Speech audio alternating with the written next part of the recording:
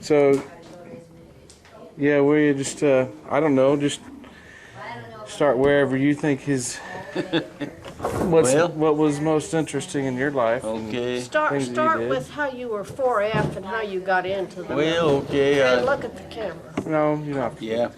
Well, I was drafted for physical the year before I was drafted in, and I had a bad leg, and I'd had broke it when I was just a kid, and had a piece of dead bone in it, and they told me you will never have to go to the military because of that leg, you know.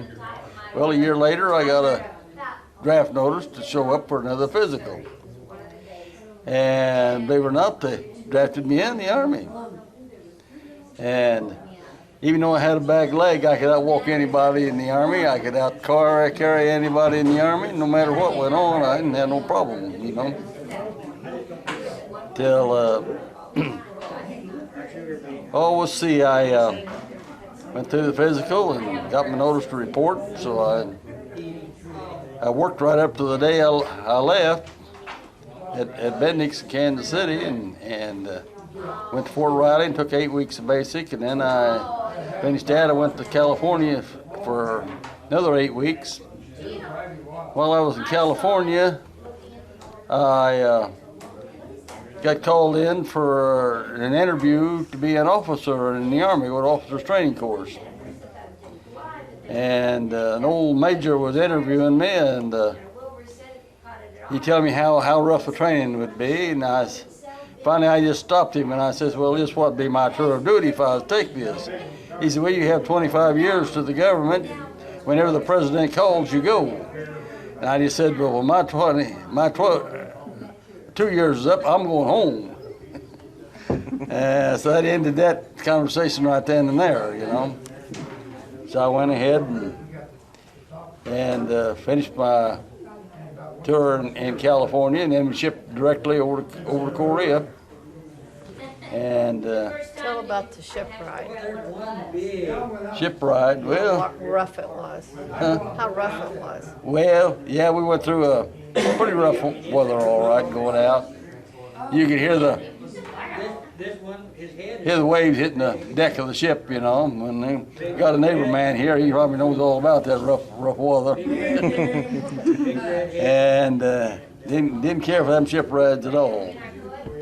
And but I got to Korea, and Wait a minute. You bought candy bars and sold them. oh yeah, Tell that story. they shipped us out. Said, well, we would get paid when we got to Fort Lewis, Washington. We got to Fort Lewis. Well, you get paid when you get on board the ship. We got aboard the ship. You get paid when you get to Korea. So our whole company was shipped out with no money. You couldn't go down to the mess hall in that ship, but everybody was sick. It was a mess, you know. And I was out on deck going along, and a guy came up to me, wouldn't know if I'd stand that chow. They got a line to PX that took about 2 hours, 2 to 3 hours just to get the PX. And I got him. I said, yeah, I'd stand that line for him. So I stood that line, put 3 hours in it, come out with about a dozen boxes of candy bars and one thing and another. And he said, well, now what do I owe you for standing in line? I said, well, how about a box of them candy bars? So I ate 5 or 6 of them first thing off. You know, I hadn't ate for 3 or 4 days. And then I went down the line and sold them for 25 cents a piece. And then I stood at another 3 hours, and he got me some more, and cookies and whatever, you know, I could buy. And but to keep them, everybody in our whole company, our whole deck of that ship was starving to death, you know. No, everybody was sick, and nobody had anything to eat. So I stuck some under my bunk. You just a swinging bunks. I stuck them under my blankets and things on that. And, you know, they still got that mouth from under me in the middle of the night, and I slept. They needed them bad. I guess I gave some of my friends a few candy bars, but I don't know how they got them, but they got them out from under me anyhow. Until we got overseas, and then we spent about 3 days down to Pusan, and then we got aboard an old steam train and headed north. Took us 24 hours to get from Southern Korea to Northern Korea. An old steam train and up through there, and I remember the first stop we made to get coal and water for the old train was the kids come on begging for anything GIs give them. And this one kid, my daddy GI, you give. My daddy GI, you give. And it made me think right then and there, I ain't leaving no relative of mine in Korea. You know what I mean, you know. And I did. Let's see. I got up to North Korea and we got off the old train. Tell how you got to be the switchboard operator. Yeah, that's pretty. Well, okay. I got called to regiment. First thing, to be the General's Honor Guard. I'd go back to Seoul and I'd be the General's Honor Guard. And I said, I don't want to be around the brass, I ain't going. What is the General's Honor? And, Kenna, huh? he asked a question. Yeah, the kids probably don't know what the General's Honor Guard is. Well, okay. You do a lot of marching and for parades and things like that in the practice part of the training. But you stand guard at night for every bunks, and you walk him to the shower, you walk him back to his bunk, but when he drives through the combat zone, you ride in the back seat of the Jeep. If he comes under fire, well, you're to take him out, whoever's shooting at him. And I was a good shot. That's how I got picked, because I carried a gun ever since I was 12 years old. I could hit a squirrel running through the air almost, you know. And I'd shot whiskey bottles. Neighbor would walk down the lane towards our place, and he'd throw whiskey bottles out in the field. Us kids go along there and pick them up and throw them in the air, and I could bust them with a 22 spinning through the air. Hardly ever missed one of them. Yeah. And that's how so then they had a special firing exercise before we left California at 500 yards with 9 shots. You had 15 seconds to fire 9 shots. Put one in your gun and a clip of 8 in your belt. And you had to lay down and fire that one shot and put that clip in your gun, see how fast you could reload, and 15 seconds to fire all 9 shots. And I had mine all fired long before 15 seconds was up. And that's how I wound up getting to be the General's Honor Guard, because I could, with iron sights, I could fire fast and fire straight. But I said, no, I'm not going down to be the General's Honor Guard. And well, okay, if you don't want to go, well, we won't make you. And so then I got on the switchboard, and guys on there were telling me how bad it'd be around the generals and everything, and then finally a week or 2 later, they called me back over the regiment and said, well, you're being drafted to go to be the General's Honor Guard. And I said, I ain't going. You sure you don't want to go? You be down there where you got movies, you got PXs, you got lots of time, you know. I said, don't want to go. That's all there is to it. And okay, they let me off, believe it or not. And so I spent the rest of my time on switchboard. Just sitting there answering the switchboard and putting calls through. But tell how you got it. Huh? You tell how you got it. You was on the truck and they asked somebody who could run a switchboard, and you held up your hand and you didn't even know what a switchboard was. I had for some reason I said I'd run a switchboard, but I hadn't really amount to anything. And but it didn't amount to much. When any information come through, you was always listening in, you know. And listening to the calls, you knew what was going on. And when my finally time for me to come to rotate home, I figured I had another week or so to do over there. And I knew the drop was coming through for people to get to go home. And another guy called, I talked to him a little bit. And I said, well, I'll see who gets to go. I plugged back in and just called my name. I just threw everything aside and left. Yeah. Tell about the Christmas. Christmas. Yeah, but the Christmas packages and stuff. You didn't get them. Oh, yeah. Be sure to bring this every time. Where did that come? I'm having a hard time putting that together right now. Well, When we got overseas, they told us we would move to Japan, and we were going to move over there. Just kept putting off day at a time till Christmas Day. They said, well, they decided to leave us in Korea. And our Christmas packages, they kept them in Japan, but when we got there, they'd send them over to us. And so they loaded them with a tractor and a loader, what they done, an old skid steer loader, dumped them in a ship, hauled them over there, and loaded them in a truck. And all was left of them when we got them was the wrapping with an address on them, a name and address. That was all left of Christmas packages. Everything else was just destroyed about them. That was our Christmas. And our dinner too. They canceled our dinners because we was going to go to Japan, and when they canceled our trip to Japan, we didn't have nothing to eat on Christmas Day. And so I thought, that's Christmas Eve, that evening, Christmas. I don't know whether to tell this or not. It's kind of a dirty story. yeah, go ahead and tell it. Well, I'm trying to think just how it went now. But anyhow, I said Christmas morning I'll go through and get breakfast anyhow. They did get a little bit of breakfast come in, scrambled eggs and things, and just a tent, was where we ate. And then you walk to the side door, just a canvas flap in it.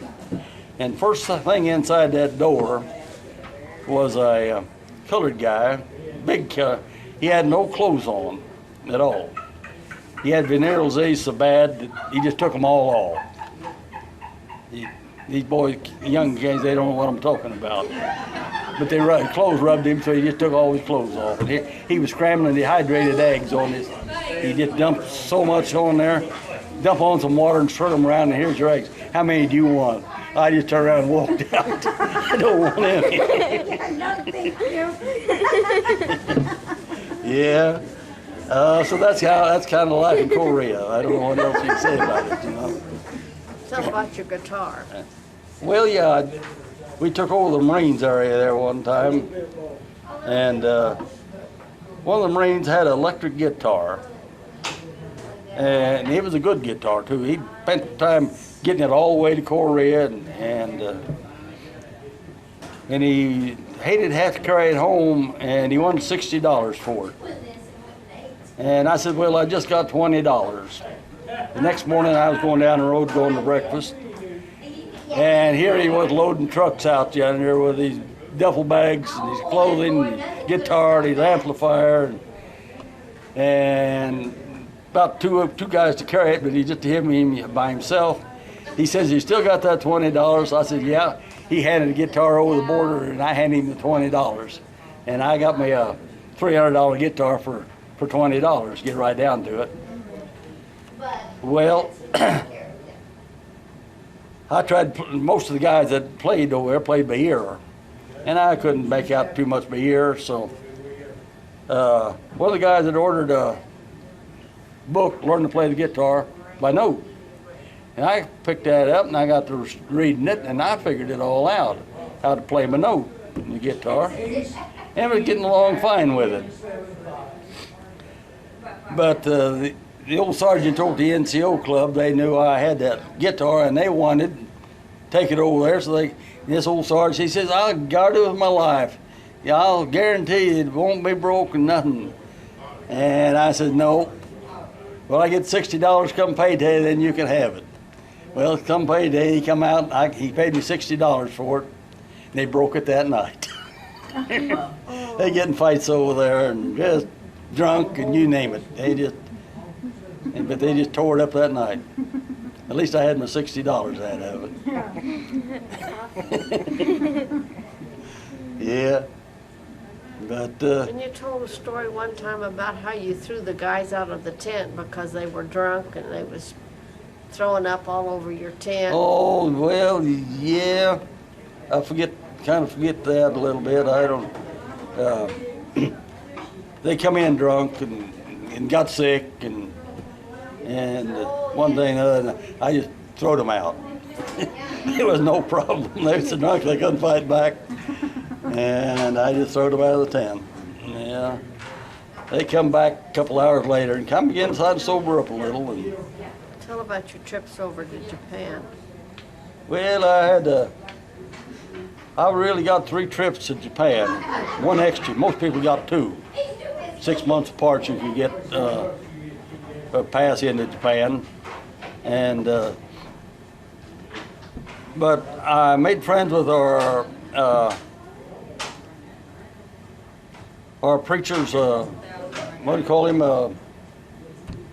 Missionary? Aide anyhow. He's just his aide that played The chaplain. Yeah, our chaplain is aide, and he got me a pass to go over there to a kind of a religious study one time, and me and another guy went. We hitchhiked. Our company commander says if we just hitchhike all the way, why, we could have 2 or 3 extra days off. That suited me fine. So we just started down the road hitchhiking, and we got down to the air base down south of Incheon, and said, well, we got this pass here and we're going in Japan, and he says, well, we'll have a plane going out in a couple hours. We got another one about 4 hours. And the mail that they gathered in Korea, they shipped about 2 o'clock in the morning. So we just bedded down in the duffel bags of mail, letters, everybody sending home in the plane. And that's how we got to Japan that time. And then we got to riding the trains down to Oiso, Japan. If you know where Oiso is, it's about 80, 90 miles south of Tokyo. And but I found the Japanese so friendly. They just make Americans look terrible, really at it. You get right down to it. But we got off at Yokohama, toured the town a little bit, and had lots of time, and bought our tickets in to go on down, and I was showing them the Japanese on which train to get on. Well, one of them Japanese dropped that ticket, and he went right down through the crack in the railroad down below. He got on his knees asking forgiveness. Oh, forgive me, forgive me, forgive me. And I told him, just forget it. Says, I'll just go over here and buy another ticket. And there was a Japanese woman come along. She spoke English. Oh, my goodness. I think it's 60 cents down there. And that 60 cents was just a week's pay for them over there, you know. No, we can't. And pretty soon they jabbered amongst themselves, get on train, you know. So I got on, and this guy hanging on my arm, and we go a ways, and that guy, when he get off, and he jabbered it other way, he'd hang on my arm, and on we would go, you know. Changed somebody with me for about 2 or 3 times when we got down to Oiso. And he walked right with me right around to the ticket agent around there. And he jabbered to the ticket agent, also, got called, you go, no charge, you go. Now, Americans wouldn't do that for one another, no way in the world, you know, just to save 60 cents. For me, a pay, to them, you thought, well, anything you get off with American, the better it is, you know, but no, they wouldn't do it. I run across some fine Japanese, really, at times. And I remember one other time I was there in Tokyo and got out of the bus at the Tokyo PX, where you could just buy anything. That's where I bought China and sent home, you know, and things like that was there. And I fought my way through that crowd trying to get you to their hotels, their motels down the street.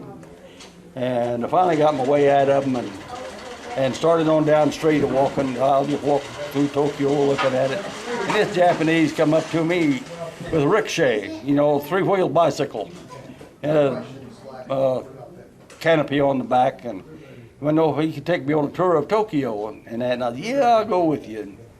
So down the street we go, and we go about 5 minutes. He turns around and he holds up one finger. He says, no Joseon, no alcohol, no cigarettes. You must be Christian. We had a good day together, you know, we really did. We just toured the town, and but he spoke good English, and which was something unusual. The Japanese were all Buddhist. And in fact, it was mandatory up to the Second World War that they all showed up at Buddhist temples for worship. There was no Christianity allowed at all in Japan. And here was a Christian in Japan. Yeah. And, oh, what else could I tell you about? Oh, yeah, one time we got down to this crusade down there. I call it a crusade. The Jews were there when we got there. We was still a day or two early. They had the Jews would have a week, the Protestants would have a week, and the Catholics would have a week. Well, the Jews was having their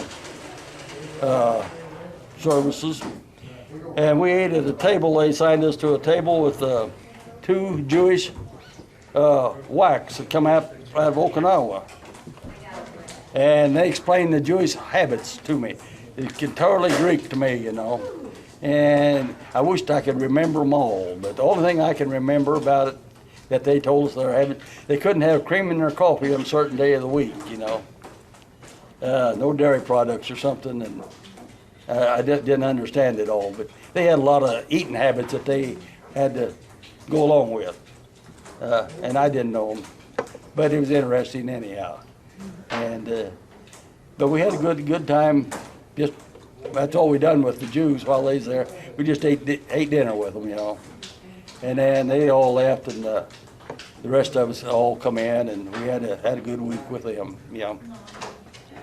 But it was a good experience for see how other people live. Tell about coming home. What, the ship ride home? I can't remember too much. I remember everybody got sick on the ship coming home. Again, we all got sick of going over, and they all got sick of coming home. Yeah, just an old troop ship you can't imagine. Of course, there's all military, army guys on it. Wasn't used to the ship and riding the waves, and Tell about when you mustered out and you got more money than. oh, okay, I'll tell you that in a minute. But the best day of my life that I ever remember was coming underneath the Golden Gate Bridge in San Francisco. Never felt so good in your life. When we come underneath that bridge, you know. And there was a guy at Belton. We was at that time we mustered out with the same rank, and we both married. And he says they've always got my pay maxed up, and we had figured up we'd get about $300 some odd mustering out pay. That was travel pay home from San Francisco, and a month's wages and whatnot. And his name was Dalton, and he went through the line ahead of me. And when I come through, he was all smile. He says, I finally got my pay straightened out. I got it all caught up. I said, well, how much you get? He said, well, I got $400 and some odd. He says, how much did you get? I said, well, I got $700. Oh, man. I mean, you talk about some young guy upset. And why, I don't know. But why I got more than he did, I don't know. But but I sure did. Oh, yeah. Yeah, he throwed his hat down and he's kind of around, what in the... Yeah. Got home in November, didn't you? Yeah, about November something. I'll tell you now, it was the 25th day of October. Okay. It's when it was. I got home, and she met me at the airport in Kansas City. We flew in to Kansas City and went home. That was it. Then I told Roger that the next day I was home. I went to Kansas City to see my grandmother. And while I was in Kansas City, I just see when I can go back to work, you know. That's kind of foolish when you've been away for 2 years and see how soon you can get back to work and get to making some money. But I did anyhow. And it wasn't but 2 days I was already back on the job. But I still had my uniform on. I'd never dug my old clothes out yet. I went into Bendix and the employment office and still had my uniform on. And I remember I could hear them talking about that guy out there with his uniform on, wondering when he'd go back to work. But that was me. And Tell us about how you got your welding. Didn't you job doing something, welding or there? well, yeah, of course that was before I went in the Army. That was just got out of high school. I got a job at 85 cents an hour, putting metal pieces, angle irons all together in the jig and padlocking them or snapping them together. And then a welder would come along and weld them up. I just been out of high school 3 or 4 days, and one evening there was short a welder, and I just, the welder was on behind me, and I just picked the cord up or the stinger and went to welding, and turned around, the boss was standing right behind me. Well, if you'd been unionized, there'd been a fit about it, you know, but it wasn't unionized. Immediately I was made a welder. He just picked up a chipping hammer and looked at my welds over right good and made me a welder. Went from 85 cents to $1.25 an hour.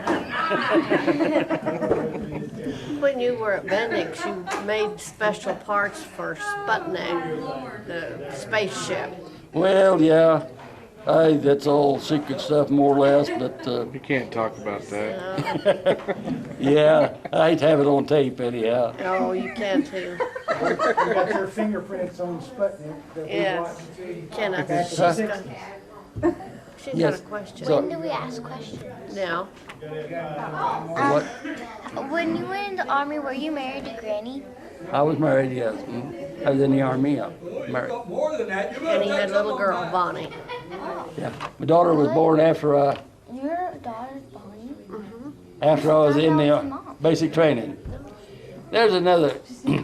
I will not donate to Red Cross, So is that and I'll tell you why. his aunt? Any emergency leave had to be notified through the Red Cross. Well, my mother was at the Red Cross door, bugging the button on the door, and her mother was calling on the telephone to Red Cross because the Red Cross had to verify my emergency and then call the company. And at 9 o'clock, she finally opened the door and answered the phone. And at 5 o'clock in the morning, when they was trying to get her to answer. Well, you know how long it took her to call the hospital and verify it and call my, that was 11:45 before our company got the call that I could get it, I could leave. And I think that's one thing that probably helped me more than anything. My company commander come to me, instant he come in that morning, 7 o'clock in the morning. He said, now I have to have that call from the Red Cross before you can leave. And I said, yes. But he did kind of leave it open. If I disappeared, he knew where I went, you know. Well, I had started hitchhiking home then from Fort Riley, Kansas into Kansas City. And, but I think the fact that I stayed when under emergency, I think he done something to my records that I was always got a little more rank and a little more generosity from the government because of it. I don't know if that had that much to do with it or not, but seems like I always had more pull for some reason, you know, after that. Now, see, Bonnie was born in February. I was drafted in January. In January, and he went over to Korea in Left June, 1st of In June. June. Yeah. So you had to take care of it by yourself? well, I was with my parents, but he didn't get to see her till then. Yeah, she was Over a year old. almost 2 years old. Almost yeah. 2 years old before he got to see her. So Yep. he wasn't there when you had her? Yeah, he got there finally. Oh. Yeah. How about, did you have a question? Oh, when did you leave? What? When did you leave? Leave what? Leave co- To go to the army. January? Oh, the first day of January, I think it was, January year? 1st? and 53, 1953. 54, 50, 53. 53. Yeah, Yeah. yeah, because she was born. It's something good to look back at and see it's done, you know. But sure wasn't good at the time. Then tell about Formosa. Huh? Tell about Formosa. Oh, yeah. I'd been home and went back to work in about, We bought the farm at Garden City. yeah, I done bought the farm at Garden City. Got started farming. And Still working at Bendix. yeah, and I was still working at Bendix too. But I got a telegram one day to be at Kansas City for a physical and be prepared to leave for Formosa in 24 hours because I'm starting to fuss over there. You know, that'll make your day right now. What are you going to do? I just bought some cows and got started and bought a farm and all to pay for so but I got to Kansas City anyhow. Same 3 doctors that drafted me in, opened my records with all them old deals that I wasn't qualified to be in the Army. And all 3 doctors looked at that, and then one doctor looked up at me and says, "How did you get in the Army anyhow?" I said, "Doc, it wasn't my idea." He just shut him up, "Get out of here," he says. Yeah. Well, that, Before after you was in the army. yeah, you're right. I had that piece of dead bone in my leg all the time I was in there. Somehow it never bothered me a bit. Till after I got home, then I got to having trouble with it. And, but they just missed that, x-rays on that first time I was in for physical, and just overlooked it, you know. Sent me notice to report, and I did. And You want to tell any more stories? do I have any more? Oh, I could tell bunches of stories. Well, you Oh, want you to tell us a could. story? Huh? You want to tell us a story? I'd like to tell about when we started the pivots, Alright, irrigation, after we moved down there. Nobody had ever done that in Vernon County. I put first center pivot in Vernon County, yeah. We had to set in at the river, and I know you don't understand it, but the pipes were here in the ground, and when the water pressure got high, and it'd blow them out. And that happened time after time after time. And finally, Kenneth called the guy that had sold us the pivot system, and he said, "Well, we anchored ours in concrete with chains around them." Well, he hadn't told us that. So then we had to dig it all out, pour concrete around that, and put chains around the pipe so that when you put the pressure on it, the pipe wouldn't come out of the water. The first round that the pivot made there at the house, there was timber along the line up between us and Raymond, and it was in the middle of the night, probably about 11 o'clock. Didn't know Yeah. if the end of the pivot was going to Want to clear clear the the trees. trees or not. So Kenneth said, "Okay, you go out here where the end of the pivot is so you can see if it's going to hit the trees. You set this rocket off, and if the rocket goes off, I'll shut the pivot down." Well, I had to put the rocket and the matches out away from the water because it would get wet, it wouldn't go off. So there I was up watching the water to make sure if it was going to hit the trees or not, and soaking wet with stinking river water, and then I couldn't find the rockets and the matches to shut it off so he could shut the pivots down. I finally did, but Yeah. that's just one story about the Oh, pivots. that's his farm life. That was before radios and That was Yeah. before Cell radios phones. and cell phones, Yeah. and we used rockets, Yeah. rockets. bottle rockets. Yeah. That's what we had. So it didn't It pass. didn't pass. We had to shut it off, get chainsaws and cut off some limbs so it Yeah. would make the circle. So it could clear, yeah.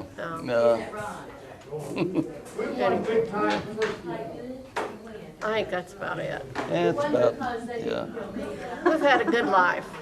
We really have. 60 years of good life. How old are you guys? How old are we? He's 80 and I'm 77. Oh my God.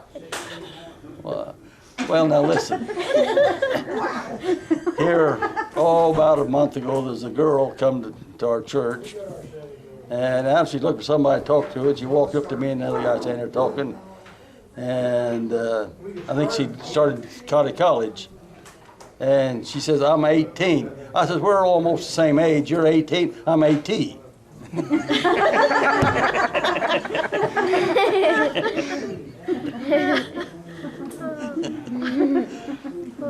That's about enough. Yeah. Peyton, do you have any intelligent questions? I might have to be intelligent. How about you, Nolan? Yeah. Well, I hope you live longer than we have. Of course, we want to live a little bit longer. Well, You guys are healthy? yeah. Huh? Yeah, we're pretty healthy. Well, so, yeah. Just don't pick up my eating. Yeah. Well, I already got them.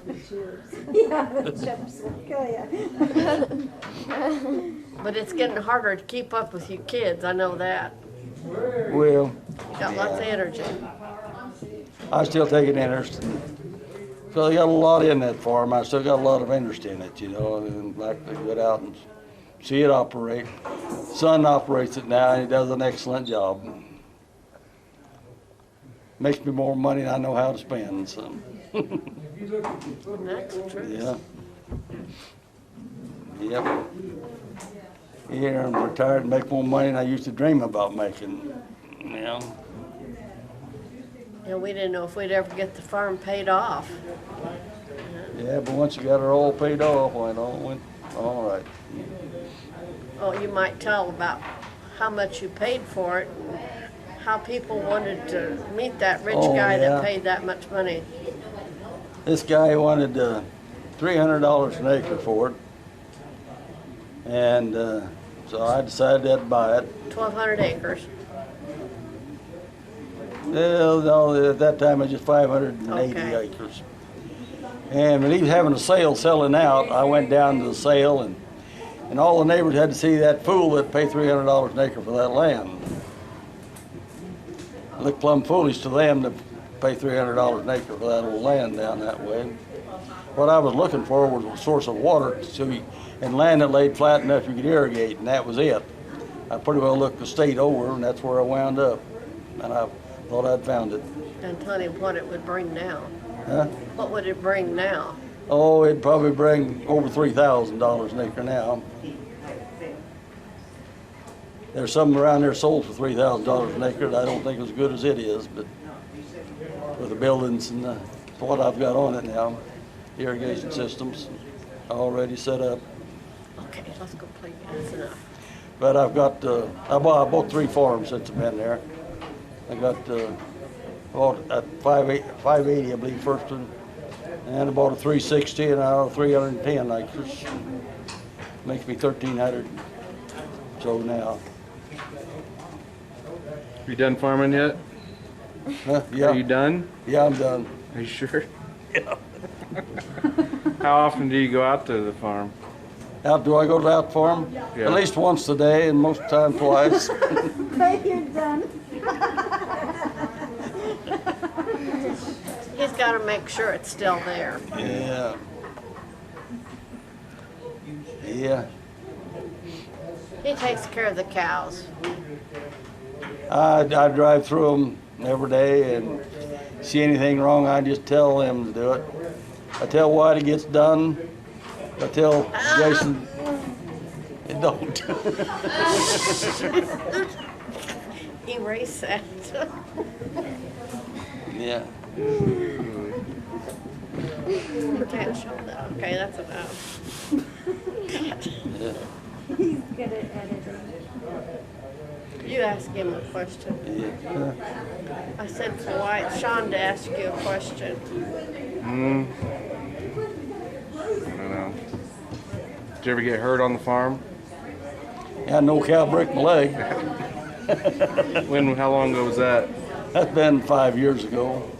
No, it's longer than that. It was 2005. That when it was. Sean was talking about the time the wagon bounced off your foot. Well, yeah, hooked it on the wagon and the tongue fell and hit the foot and broke the ball, broke my big toe. Broke clear through. I broke a lot of bones in my time. Kind of wagon was it? It's a big auger wagon.